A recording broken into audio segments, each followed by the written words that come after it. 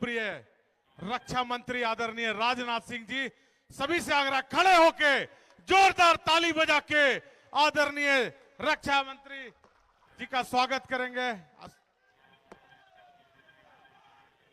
बैठ जाइए, बैठ जाइए, बैठ जाइए।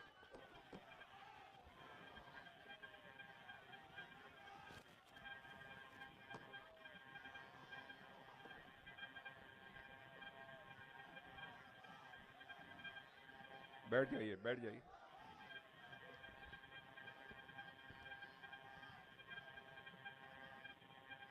भारत सरकार के रक्षा मंत्री श्री संजय सेठ जी, आपके प्रत्याशी श्री राजकुमार जी पाहन, श्री गणेश जी मिश्रा, श्री वरुण जी साहू, श्री विनय जायसवाल, श्री सुरेंद्र जी महतो, श्री राकेश जी भास्कर, श्री संजीव जी चौरसिया, श्री बलराम सिंह जी, इस सभा में मौजूद मेरे सभी सम्मानित बहनों एवं भाइयों, वैसे तो झारखंड में अधिकांश विधानसभा क्षेत्रों में सार्वजनिक सभाओं को मैं संबोधित कर चुका हूं, लेकिन शायद इस विधानसभा क्षेत्र में पहली बार किसी सार्वजनिक सभा को संबोधित करने के लिए आप सबके बीच में आया हूं। आप लोगों ने तालियां बजाकर स्वागत किया है। हमारे प्रत्याशी रामकुमार जी पाहन ने, अध्यक्ष ने, हमारे संजय सेठ जी ने स्वागत किया है। लेकिन भारत की परंपरा है और शिष्टाचार का तकाजा भी है, स्वागत, अभिनंदन और सलाम दुआ कभी एक तरफा नहीं होना चाहिए। इसलिए मैं भी अपनी तरफ से शीश झुकाकर आप सभी बहनों भाइयों का हार्दिक अभिनंदन करता हूं। आप सभी का मैं स्वागत करता हूं।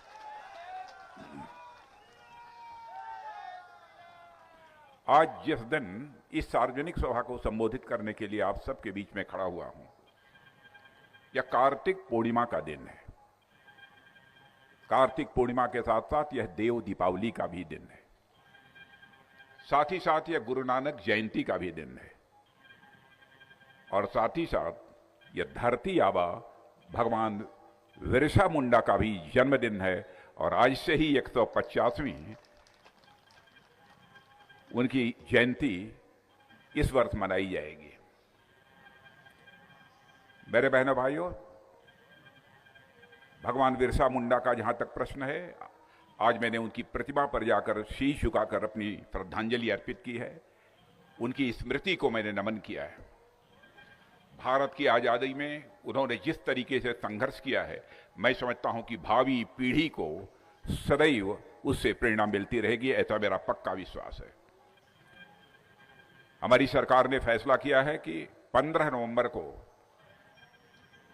इस बार सारे देश में पूरे एक वर्ष तक जनजातीय गौरव दिवस के कार्यक्रम स्थान स्थान पर किए जाएंगे। एक भी राज्य, एक भी यूनियन टेरिटरी नहीं छूटेगी जहां पर कि भगवान बिरसा मुंडा के जन्मदिन की इस 150वीं जो जयंती चल रही है, इस अवसर पर कहीं न कहीं कोई सार्वजनिक कार्यक्रम न हो, यह हम लोगों ने फैसला किया है। और साथ ही साथ झारखंड के लोग सौभाग्यशाली हैं कि जहां पर भगवान बिरसा मुंडा जैसे शख्सियत पैदा हुई है, वहीं पर परमवीर चक्र विजेता एल्बर्ट अक्का भी इसी झारखंड की धरती पर और आदिवासी मां की कोख से पैदा हुए। और आप सभी जानते हैं कि उनका क्या योगदान है, और उनके सम्मान में हमारी सरकार ने अंडमान में एक द्वीप का भी नाम रखा है।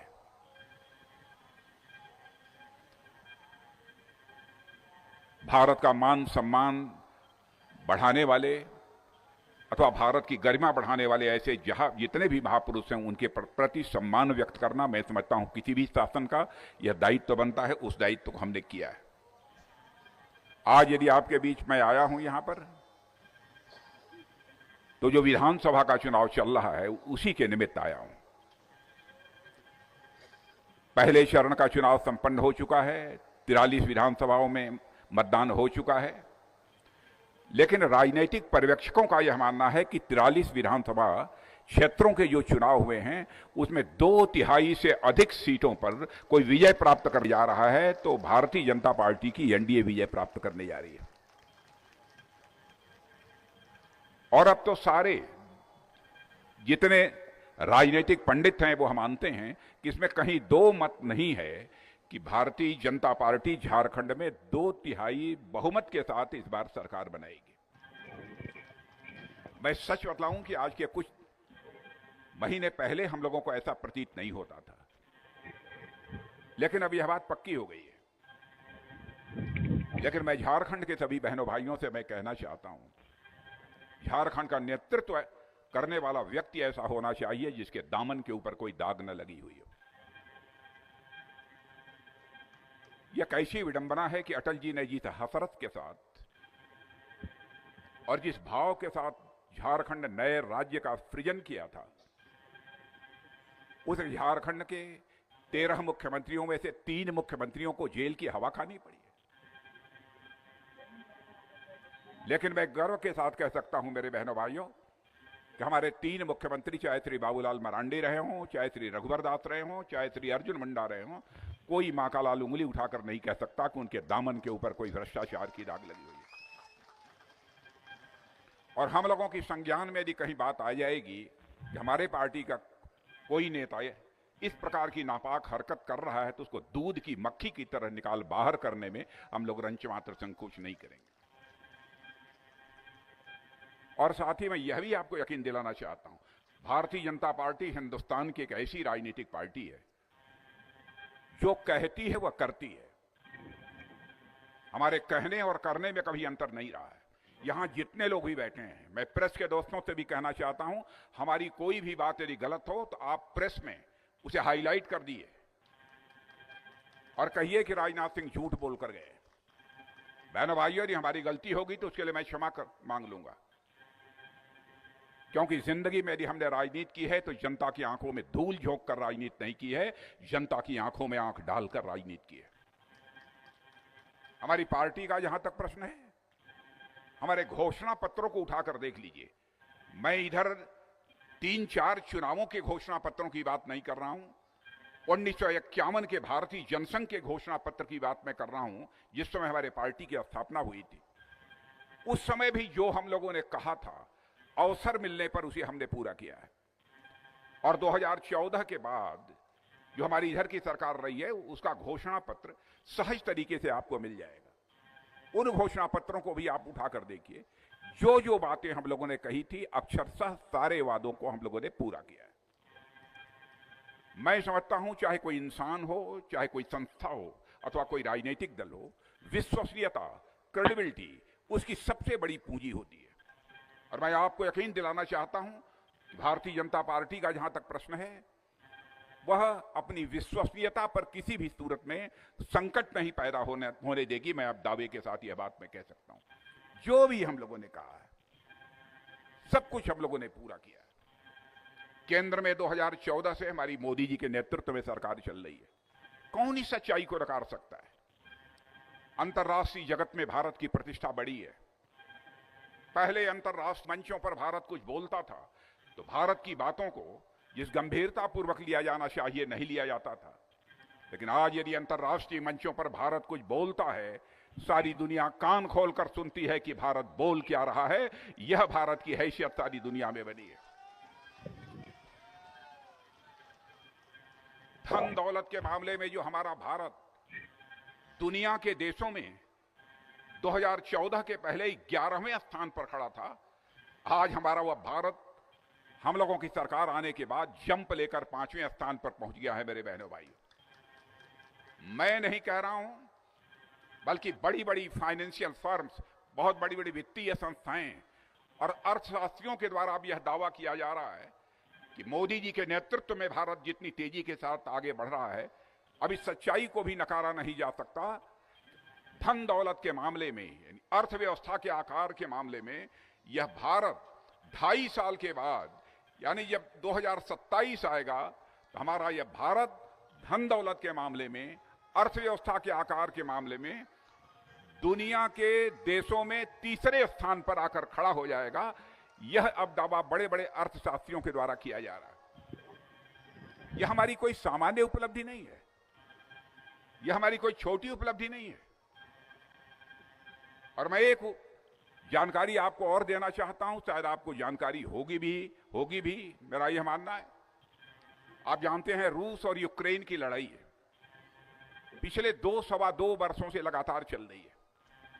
रूस की तरफ से भी बम, तोप, गोले चल रहे हैं, मिसाइलें चल रही हैं। यूक्रेन की तरफ से भी बम, तोप, गोले, मिसाइलें चल रही हैं।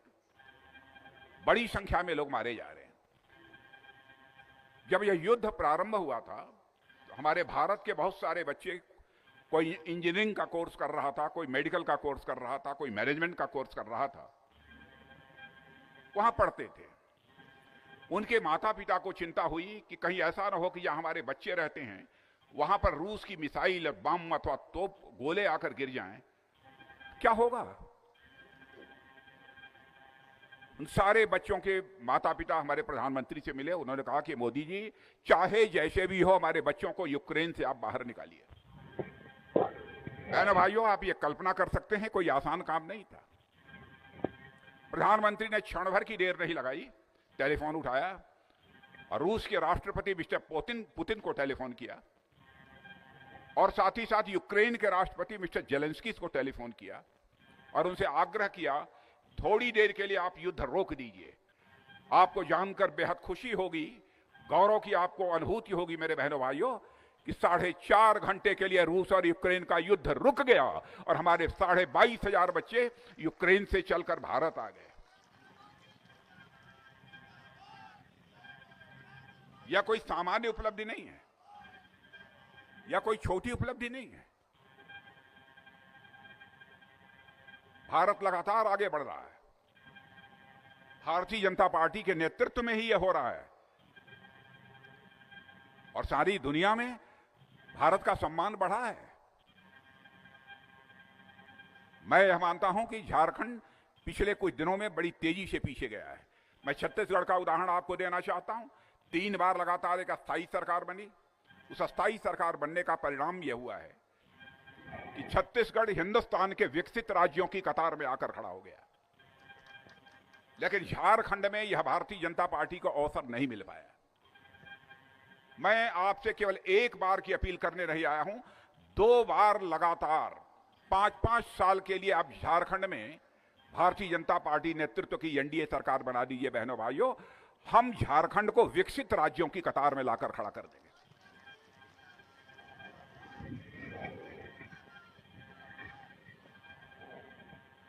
कोई गलत आश्वासन, कोई गलत भरोसा देने के लिए आपके बीच हम नहीं आए। आश्वासन तो बहुत दिए जाते हैं, अनाप शनाप इधर उधर के, लेकिन वह देने के लिए आपके बीच में नहीं खड़ा हुआ हूं। इसीलिए मैं कह रहा हूं, अब जैसे राहुल जी आते हैं, राहुल गांधी कहते हैं कि हमारी सरकार बनाइए, केंद्र में बनाइए, हम जाति के आधार पर गणना कराएंगे और उसके आधार पर हर जाति को आरक्षण का जो समुचित लाभ मिलना चाहिए, न्याय संगत लाभ मिलना चाहिए, वो न्याय संगत लाभ मुहैया कराएंगे।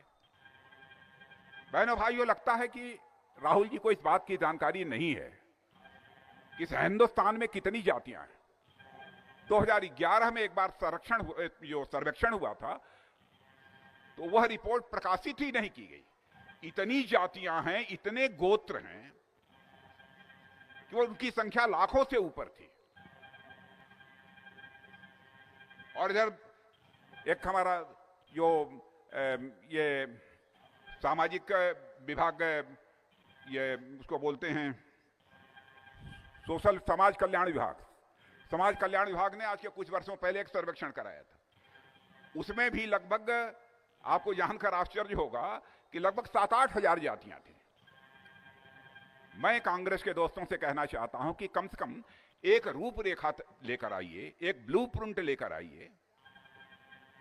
क्या आप यदि आरक्षण के लिए आरक्षण का लाभ सभी को न्याय संगत तरीके से मिले, इसके लिए यदि जातिगत जनगणना कराना चाहते हैं तो किस जाति को कितना आरक्षण देंगे, यह लेकर आइए। और आरक्षण की जितनी सुविधा मिलती है उसका कितना प्रतिशत आप आरक्षण देंगे। मेरे बहनों भाइयों, इनके पास कोई, जैसा कि एक रूपरेखा होनी चाहिए इस देश को आगे ले जाने की, वैसी कोई रूपरेखा इनके पास नहीं है। इसलिए मैं आप सबसे यही निवेदन करने आया हूं, किसी के बहकावे में हम लोगों को आने की जरूरत नहीं है। भारतीय जनता पार्टी को आपका समर्थन मिलना चाहिए, और अभी हाल में जो भारतीय जनता पार्टी को कामयाबी हासिल हो रही है इस 42-43 सीटों में, जिस प्रकार के संकेत अब तक मिल रहे हैं, अब उससे यह बात है पूरी तरह से साफ हो गई है कि अब यहां पर हमारी भाजपा के नेतृत्व की एनडीए सरकार 2/3 बहुमत से सरकार अपनी बनाने जा रही है। जहां तक घोटालों का प्रश्न है, घोटालों के बारे में कोई बहुत ज्यादा मुझे चर्चा करने की जरूरत नहीं है, लेकिन भ्रष्टाचार के मामले में यहां के मुख्यमंत्री जेल गए। जेल जाने के बाद सरकार बनाने का जब प्रश्न हुआ तो चंपई सोरेन को उन्होंने मुख्यमंत्री बना दिया। वहां से जमानत मिली, जमानत से छूट कर आप आए। अरे 3 महीना 2 महीना और चंपई सोरेन रह जाते तो कहां का आसमान टूट पड़ता। चंपई सोरेन को हटा दिया और फिर अपने आप ही मुख्यमंत्री बन गए। मुझे लगता था कि 2-3 महीने में वो कुछ और करना चाहते रहे होंगे जो इसके पहले करते रहे हैं। और इनके सरकार की हालत ऐसी हो गई है कि मुझे जानकारी मिली कि हर घर में नल और नल से जल की जो हमारी योजना है, उस योजना के अंतर्गत भी जल जीवन मिशन जिसे कहते हैं, टोटियों का भी पैसा लिया गया। टोटियां जो लगाई जाती हैं उनका भी पैसा लिया गया। यहां पर जो धनराशि मुहैया कराई जाती है उसमें भी कमीशन लिया जाता है। लेकिन हमारे प्रधानमंत्री ने ऐसी पक्की व्यवस्था कर दी है मेरे बहनों भाइयों कि यदि 100 पैसा दिल्ली के बैंक से चलता है तो 100 का 100 पैसा आपके खाते में पहुंचता है। 1 पैसा भी भ्रष्टाचार की भेंट नहीं चढ़ने पाता है। आज उस direct benefit system, direct benefit transfer system की सराहना दुनिया के दूसरे देशों में हो रही है। भ्रष्टाचार केवल भाषण देकर समाप्त नहीं किया जा सकता। भ्रष्टाचार को समाप्त यदि करना है तो हमको व्यवस्था में परिवर्तन लाना पड़ेगा, सिस्टम में चेंज लाना पड़ेगा, तभी जाकर यह भ्रष्टाचार समाप्त हो सकता है। नहीं तो और कोई दूसरा रास्ता नहीं है। इसलिए मैं आप सभी से अपील करने आया हूं, मेरे बहनों भाइयों, आप सभी का भारतीय जनता पार्टी को समर्थन प्राप्त होना चाहिए। और हमारे ये प्रत्याशी राम कुमार जी यह भाषण दे रहे थे, मैं इनके भाषण को सुन रहा था गंभीरतापूर्वक। मैं कह सकता हूं भले ही ये गरीब परिवार के हो सकते हैं, लेकिन हमारे राम कुमार एक अच्छे वक्ता होंगे। और जब ये झारखंड विधानसभा में चुनकर जाएंगे तो आपकी समस्याओं को वहां प्रभावी तरीके से रखने में पूरी तरह से कामयाब होंगे, ऐसा मेरा पक्का विश्वास है। इन्हीं शब्दों के साथ आप सबको बहुत बहुत धन्यवाद, बहुत बहुत धन्यवाद। बहुत बहुत धन्यवाद। रक्षा